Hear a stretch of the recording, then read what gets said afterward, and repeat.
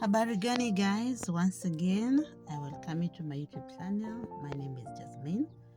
So what you're seeing, we dug a trench on the lower side of our homestead to trap rainwater. We felt that this is loose soil. Once the rain start, the short rains from where I am in Kenya, it might carry this soil away. So we dug this trench. Luckily we had planted the bananas and you can see the loose soil now. So right here we are planning to do another raised bed. I have not decided what I'm going to plant there, but I felt it would be a waste of land if I don't do something here. So you can see it's a slopy region. So the trench there is helping to trap the rainwater. So in my last video, I told you we had a cow. That's the shed it was staying in. And I've been using it to dry the maize that I was drying last time. The mulching that I did on these fruit seedlings has really helped. You can see the papayi, and then we have the pawpaw, and then we have the greens are doing well too. I've not harvested them for 2 weeks. Now they need some harvesting. These are the vegetables we were planting with my sons the other day. They are doing well in the raised beds. You can see, guys, they are improving. They need some. I need some add manure. I feel like I need to add some manure so that they can grow really well. Look at the raised bed, guys. They're doing so well. I also feel that I need to plant some cover crops along the paths of these raised seedlings. So as I do some other things around there, my hubby here is trying to get reclaiming the chicken mesh we had built from the house we were evicted in the staff quarters. So we had some goats, dairy goats. We also had a lot of chicken, but now since we moved in a hurry, the sheds, we removed them in a hurry. So now we are trying to get the chicken mesh. Guys, I told you this channel, we want to reuse, we want to recycle, to save as much as possible, because as we speak right now, buying some new stuff, it's impossible, yet we still want to do some chicken, to keep some chicken. So we're trying to get the wire from the timber there. We see what we can reuse instead of buying. Guys, when you are moving, it's like I don't know how I can put it. It was really depressing. It was really depressing. And then, guys, can I tell you something? When we were relocating and I brought the lorries to help us move, can you imagine some teachers from the staff quarters stood somewhere to check I don't know if it's to check what we were carrying. I don't know. I felt, I don't know. Somebody gets out of their houses to come and check us when we're moving out. I think they didn't believe that I was going to move out, or they were worried where I was going to, because the idea was to shame us. I was being told to move in a nearby shopping center, which there isn't even a house that can fit me in the family. We really had a lot of stuff there. Because I had said even if I'm going to stay somewhere in 2 years or 3 years, I'm going to make that place a home, not just a rental, a home. So I'm going to have chicken, I'm going to have goats if it's need be. I'm going the vegetable garden, if it's there, I'm going to plant. So it really felt like a home. Actually, many people who were coming there, they were saying it doesn't look like a staff house, it looks like a home, a homestead. And I told you guys I have a deadline. I've given myself a deadline in this countryside, a deadline of 2 years. to make it a real homestead. If it means working myself out, I'm going to do it. So guys, here I'm harvesting the vegetables I've just told you about, and we are going to treat them with ugali or rice. They are quite a lot. And this idea of planting them in the fruit seedlings holes, they're utilizing the manure. Again, they were really helping the fruit seedlings with the cover. So with time, I'm going to remove them, and then I leave the fruit seedlings alone in the hole. So since it was a dry month, that's why I planted them there, so that you cannot lack any vegetables to eat at home. I told you guys we are in the state of saving everything, trying to self-sustain ourselves in this countryside shamba. So these ones are about 2 months old. The ones I'm harvesting, they're about 2 months old. And since I planted, I've been watering them after I get off from work. That means at around 6, 7 in the evening. So I used to come here with a pipe, I water them. So because I really needed them to grow as fast as possible so that we can have something to eat in our family. And thank God, they did really well. These vegetables, we call them here kunde. We love them. We love them. They are indigenous what? Fruits. I mean, not fruits, vegetables here.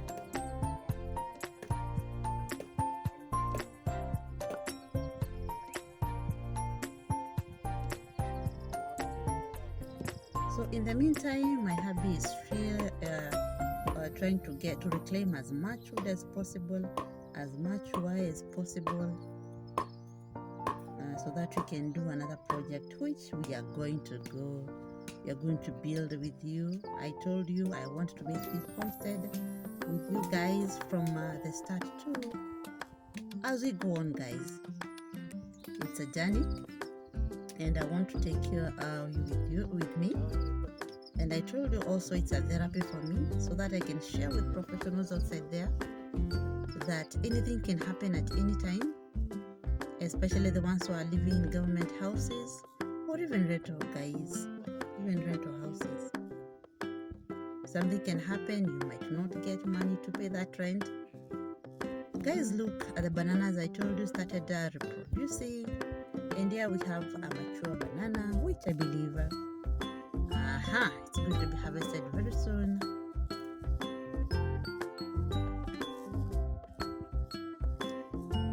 And now my husband is trying to cut some wires. You can see he really destroyed that bank. We need to buy pliers, good pliers. We have pliers, but we need to buy good pliers to be able to cut the wires well instead of destroying the panga. So this is the neighbor who has been helping me with making the raised beds.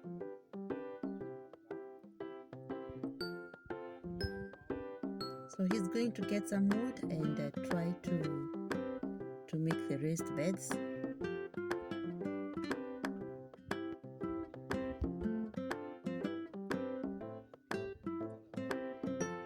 Now he's trying to straighten the wires so that we can have them in good condition when we are building that thing. I also realized we need to look for gloves so that he does not injure himself with his shamba work. But he's really determined to get this wire. He doesn't want to use any coil until we see how much we have. So in the meantime, I've seen these maize cobs. They can also be used to do some mulching in another region. So I'm trying to get as much as possible, so that as I can continue doing some mulching as he straightens the wire.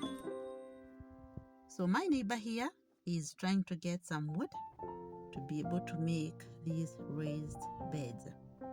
Now, as we continue with this work, let me go back to my story of eviction. So guys, when I was given that eviction letter, I told you I was given a 2 weeks notice to evict. Then after some time again, I was given a letter of supervision to go and supervise a national exam. And I told you guys I was really depressed. I don't know if it's stressed, psychologically disturbed, all those things. And every time, you know, as a woman, when you get emotional, you get to take it out on kids without knowing. So much of the time when I felt I was doing this, I would shut myself in the bedroom, cry my lungs out, and I would wonder how come in a period of 3 months, your life becomes hell. You can't understand what happens. But guys, while working, I realized, you know, I kept on hearing people that people at work or colleagues at work are not your friends, and I never used to take it seriously. But now, guys, it is very true. People you've worked with almost 9 years can really turn against you in a matter of seconds. And you wonder. You see the way a chameleon stands in seconds? It starts the same way. People start spreading fake rumors, bad rumors. You know, they are good rumors, but here bad rumors that can really tarnish your career. But with God, I told you, God exists. That spiritual thing exists. So here I'm doing some farrows. I want to plant some maize and beans. And the back is really aching. That's why I keep on seeing after some time I'm standing, after some time I'm standing. I'm done with making the farrows. So the stems that you can see there are cassava stems. I borrowed from another neighbor. Here people in the countryside, they are really good, kind-hearted people. So I borrowed some cassava stems and I want to plant them here in my kitchen garden. I'm cutting them to get as many cuttings as possible. The many they are, the many cassava stems that you're going to have. And the pang that I'm using is really blunt, really, really blunt. I need to take them to the market for sharpening. Currently I don't have a good file that can really sharpen these pangas. And I'm really tired, but I'm really pushing on, guys. I'm really pushing on. In the meantime, my boys are not around. They have closed the school term. They are on holiday. So what I'm about to show you is the cassava was sprouting along the buds. It was sprouting and I felt it's time to plant them. So I know it's going to take a very few days and I'm going to have them sprouting out of the soil. Woohoo! So my boys told me, as I'm doing this supervision from Monday to Friday, since we won't be around me and my hubby and we don't have a house help, I should take them to their aunt's house. It was not easy. It was hard to decline. They have been good boys. So I felt, let me take them just for 3 weeks and then I'll go for them after this supervision for exams is over. Because again, we leave at 6:30 in the morning. No, we leave early. We leave at around 6:15. So that by the time we get to the schools, my hubby goes at a far place, so he gets there. We have to leave early so that he can get there early enough. So again, we are back at 5 or sometimes at 5:30. So leaving them at home alone, I felt it's not safe. So that's why it was easier for me to take them to their aunts. It's a blessing to have relatives that can really help you when that time comes that you really need that help. That's what you're normally told. Can you live well with people? You normally hear of people who are saying the in-laws are bad, in-laws are... No. It determines with how you relate with them.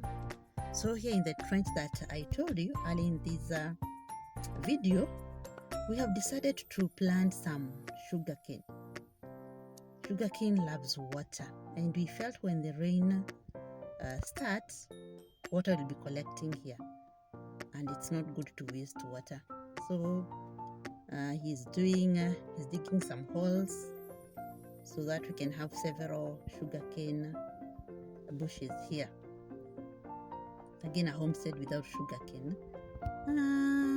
In African setup, I don't know, in any African setup, there must be sugarcane somewhere. So that's the view, guys, from our home. Look at that. That's a blessing. You just wake up and this is your backyard. Look at the view, guys. Such a blessing. Even if you're stressed, you just come check the view and you're okay. So here he's applying manure from the cow that we had. He's applying manure so that he can plant the sugarcane. He's really a hard-working man, but he has to. So whatever we are doing, guys, it's called sweat equity. I read about it. It's called sweat equity, where you're using your own energy, or if you need some work done, instead of hiring somebody, hired labor, you do it yourself. So that money comes back to your pocket. And again, you can go to the extremes of pretending that you've hired somebody. So the money that you could have paid that person, you take that money, then you invest somewhere. You can invest it in a money market fund. Currently, I'm reading a lot about money market fund. Every time you're doing some work and it's really making you stretch your limits. For example, instead of employing somebody and then you leave that somebody working in your place when you're not there, you just stretch yourself, you do it on the weekend, then you pay yourself. Then instead of paying yourself directly, you just put that money somewhere where it's going to get or to earn you something, not in a savings account. Guys, maybe saving you can put a little bit, but not for long. Where it's good is just save in a money market fund where it's going to earn you some interest. Then after some time, you're going to withdraw your interest. If you want to do some project, to do it. So he's already already planting. And again, the cuttings, you just lay them flat on the ground so that we can have as many buds as possible sprouting. I read it somewhere. That's how you plant sugarcane, if you want as many sprouts as possible. So I'm done with cutting the cassava cuttings, if it makes any sense. So I'm digging a furrow here again, where I want to plant the cassava cuttings, so that they can act like a pathway from the side, like a fence or a boundary or something of the sort. You'll see what I mean.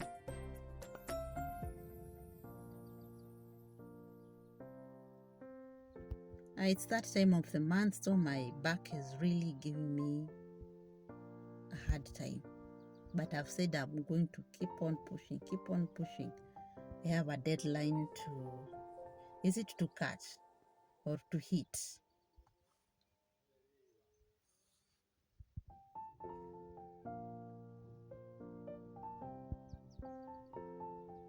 So you'll see what I mean.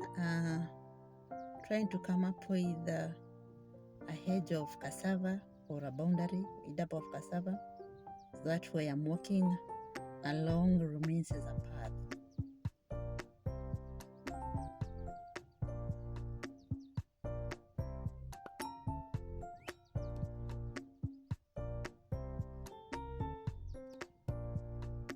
So the ground is a little bit wet, so it's easier to push the cassava cuttings in.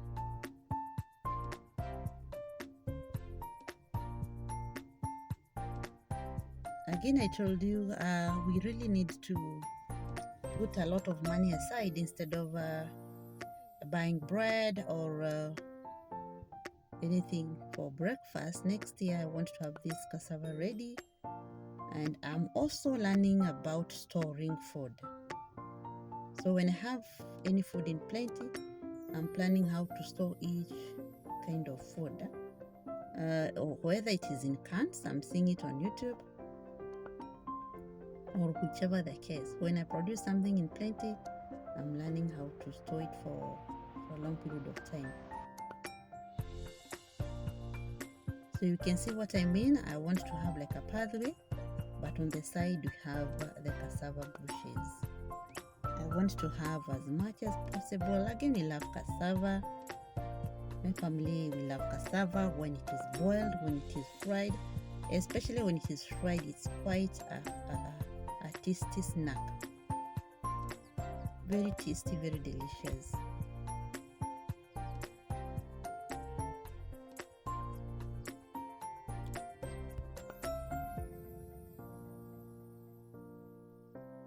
So some of the seed, the raised beds we have planted. Dania, we call the parsley. Yeah, we have parsley. Then we have carrots. They have not yet sprouted. We also have some indigenous vegetables. I don't know how we call them in English, but here we call them manago. I've also planted the yellow pumpkin. What is it called? Butterroot. But what? That thing. I can't remember the name. But we love them too. The name is still, it's going to come. I can't remember it.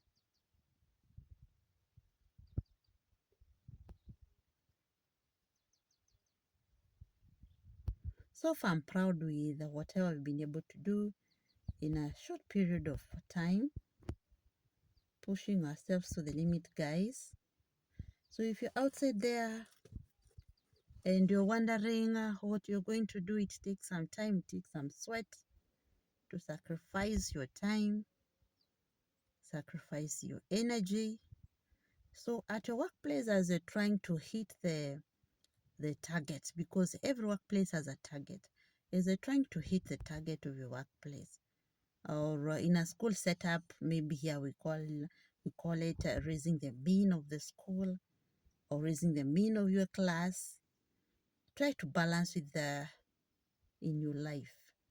Which target do you have in your life? And you can have as many targets as possible, but for us to hit the target, it means sacrifice. Don't just hit the target at your workplace or hit the deadline at your workplace. What about yourself? What about yourself, guys? Can you be selfish in a good way? Be selfish in a good way. Be selfish with your time, because time equals money. You give so much time to other people. Does it equal to money? If it equals to money, then you're good to go. Continue doing what you're doing. But if it's not equal to money, guys, this is another error. This is another error. And whoever said time is money meant a lot. They knew what they were saying when they said time is money. Don't work yourself so much at your workplace, being the good employer, employer of the year, employee of the week, or employer of that one.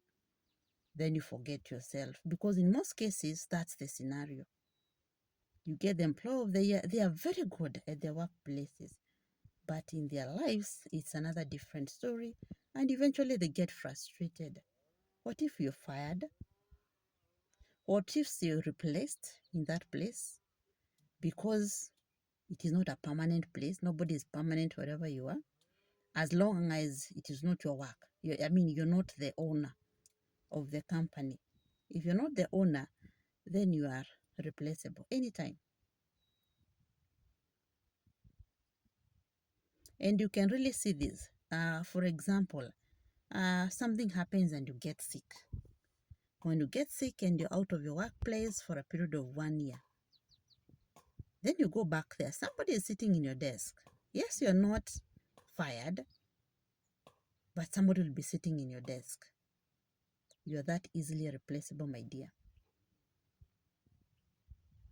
So as you're trying to raise the target, to hit the target, hit the deadline at your workplace, professionals, I'm preaching the gospel of let it be parallel to your home, to your life, to your family if you have one. Let it go hand in hand. Don't forget one side. Balance it out. Because at the end of it all, one side will lose, one side